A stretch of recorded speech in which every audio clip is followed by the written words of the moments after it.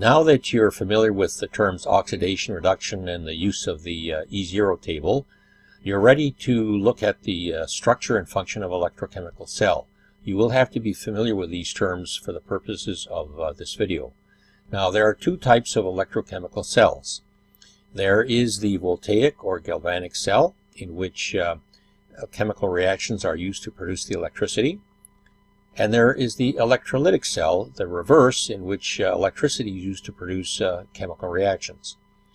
I'll be focusing on the first for this video, and the electrolytic cell will be the subject of another video.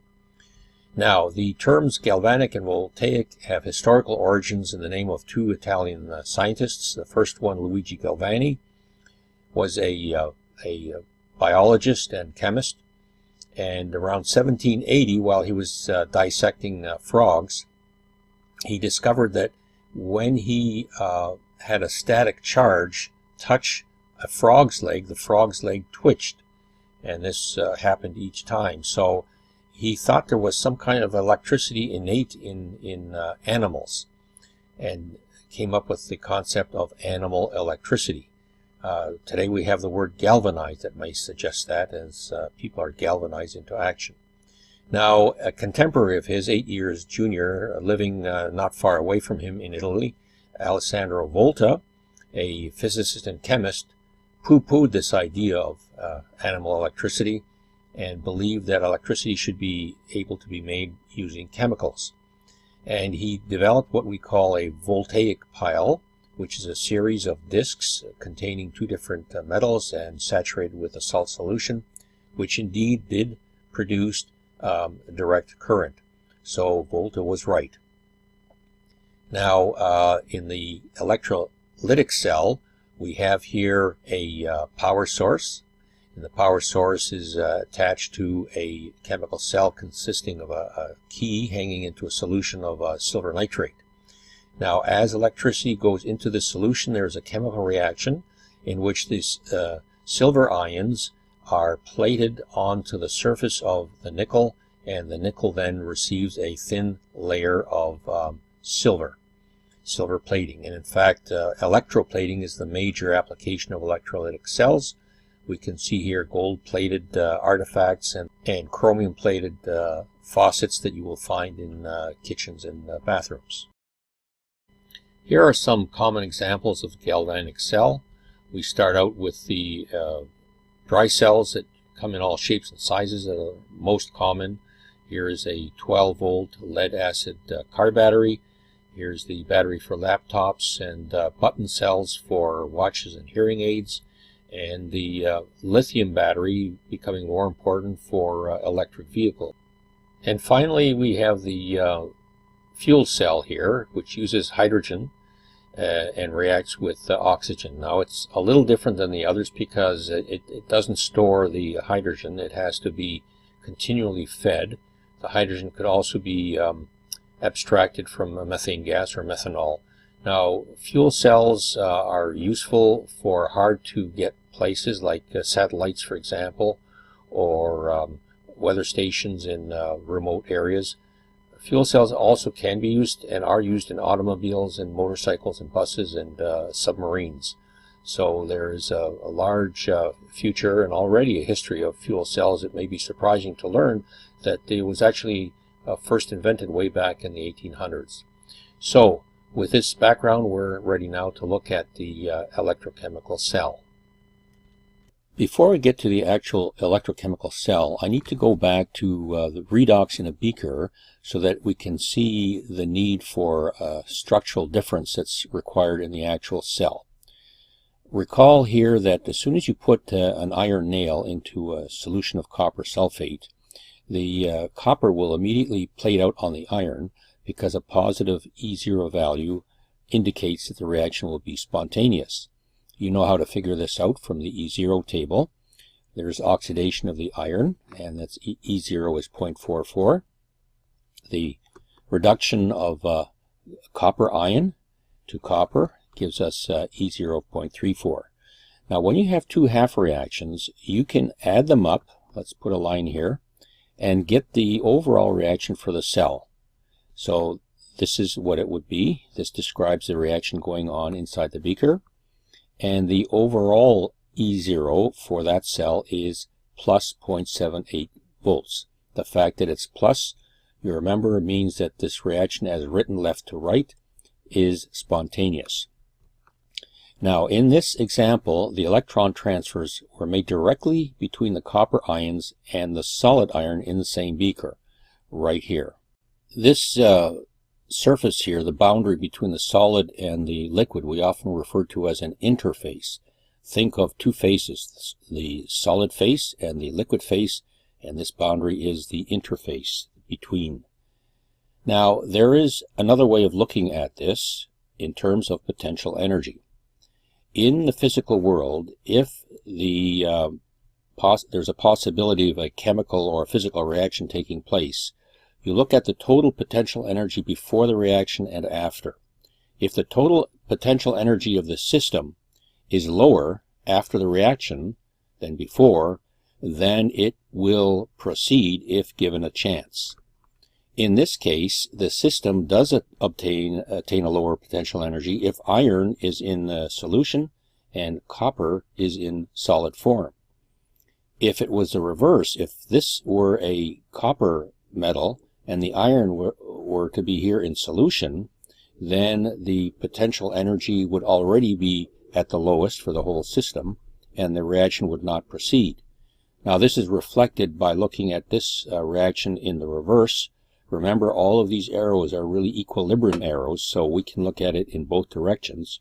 So if we look from right to left, then you know that E0 would then be minus 0.78 volts, and a negative E0 means that the reaction is not spontaneous. Now, the decrease in potential energy of the system comes off as heat, and it goes into the solution. The amount of heat in this case would be so small, a regular thermometer wouldn't be able to measure it. The important thing here is that no useful electrical work is accomplished because the electron transfers occur here at the interface. In order to obtain useful electrical work out of a redox reaction, the electrons given up by one reaction here must be forced to pass through an external circuit first before being consumed here by the other reaction. In other words, the oxidation and reduction must be made to occur at two different interfaces. I can illustrate that now by bringing this diagram. This is the first part of our electrochemical cell. This isn't the complete cell yet. I want to show how oxidation and reduction are made at two different interfaces.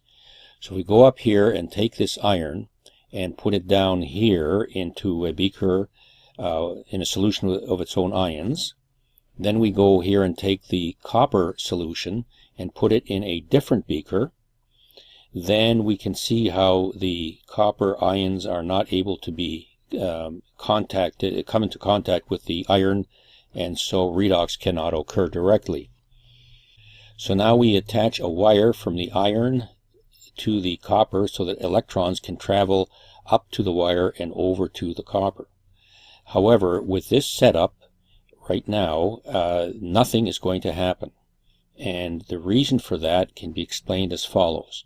When some iron atoms oxidize and come into solution as ions, leaving their electrons behind, these electrons would normally travel through a electrical conductor such as a metal and through the wire. But when you get a few ions here that are positively charged in the solution, this charge is going to hold back those electrons and they won't be able to get very far. So we have to make an addition to this cell to make it work. We have to keep this solution electrically neutral. But first let me explain these terms anode and cathode. I introduce here Michael Faraday, a great English scientist of the early 1800s. Not much of a mathematician, but a wonderful fertile mind, one of the great scientists in English history. He was a major figure in electrochemistry and electromagnetism and many other branches of science. He introduced and made popular the words anode, cathode, ion and electrode. Now, anode comes from the Greek, anos meaning upwards, and it refers to the upward movement of electrons. And here, kata is Greek for down and refers to the downward movement of electrons. So we have anode up and cathode down. All right, so now getting back to solving the problem of how to keep this solution electrically neutral, we introduce here the salt bridge that connects both beakers. Now, a salt bridge consists of a glass or plastic tube like this, filled with a solution of a salt such as sodium nitrate or potassium chloride. It doesn't matter what the ions are, as long as when they come into the beakers here, they don't interact with either the ions or the electrodes.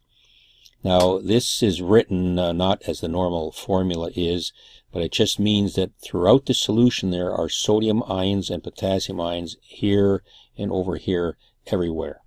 This is cotton batten, which is used to prevent the liquid from draining out into the beakers, but it doesn't stop the ions from migrating through the cotton batten into the beaker. Now, the purpose of the salt bridge is to keep each beaker electrically neutral.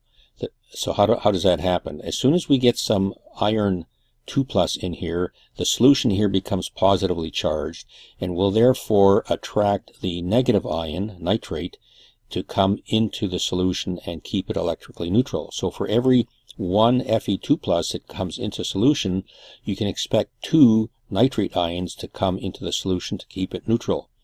Once this happens, the electrons here on this electrode are free to move upwards and out into the external circuit. A similar thing happens here. When electrons come into the copper cathode, the copper ion is in contact with the electrode, is free to get a hold of those electrons and become a neutral copper atom, which then plates out as a layer on this electrode. If a charge of 2+ is leaving the solution, that means the solution is going to have a net charge of minus. In order to balance that minus charge, sodium ions will come through because they're positively charged. For every one copper 2+ that leaves, we have a charge of 2- building up in here. So you can expect 2 sodium atoms to come down here to keep the solution electrically neutral. So in this way, the chemical reactions that occur at each electrode, oxidation at the anode, reduction at the cathode, these are the chemical reactions that allow electricity to be produced and run through an external circuit. If in here we put a light bulb or a radio, then useful electrical work can now finally be done with this cell.